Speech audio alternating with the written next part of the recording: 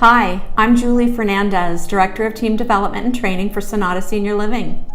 Following the recommendations of the Task Force on Safe and Limited Reopening of Long-Term Care Facilities, the Governor of Florida, Ron DeSantis, recently authorized indoor and outdoor general visitation from individuals not considered medically essential, as long as the community has not had any resident or staff diagnosed with COVID-19 within the community during the last 14 days and other certain criterion are met.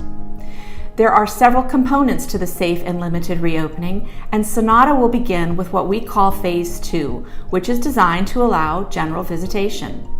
The Phase 2 plan of reopening for visitation will directly align with the Governor's Task Force recommendations.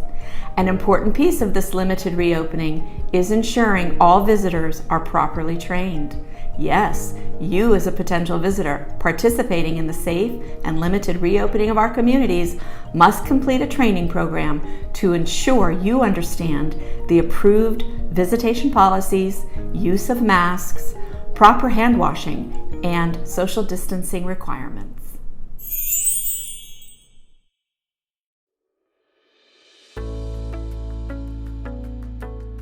Only approved visitors can participate. The resident or their primary responsible party will provide a list of 5 approved visitors. Visitors must be 18 years or older. Visits must be scheduled through the Community Calendar Scheduling link.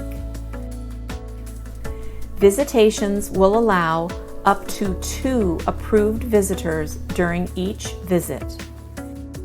Each community will determine how many groups of visitors can be accommodated at any given time and will determine which days and visit times work best. An indoor visitation area will be designated within each community and a limited number of visitors allowed at one time, with sanitation occurring in between all visits.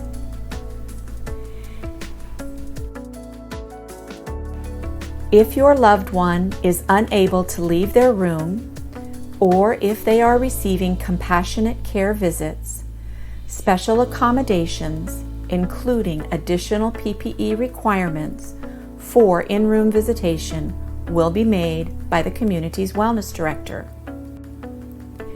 If this applies to you, please reach out to the community's executive director or wellness director. All visitors must complete a screening process at entry. This process includes a temp check and the completion of a screening questionnaire. Any individual having contact with anyone with COVID, having a temperature of 99 degrees or higher, or having traveled on an airplane in the last 14 days will not be allowed to enter. All visitors are required to date and sign the visitor log upon entry, which includes a training acknowledgement and consent, noting and understanding of visitation policies. Visitors are required to sign out prior to leaving the community. Bring your mask. Masks must always be worn. There are no exceptions. If you do not bring a mask, one will be provided to you for a small fee. Your hands must be sanitized upon entry and prior to departure of the community.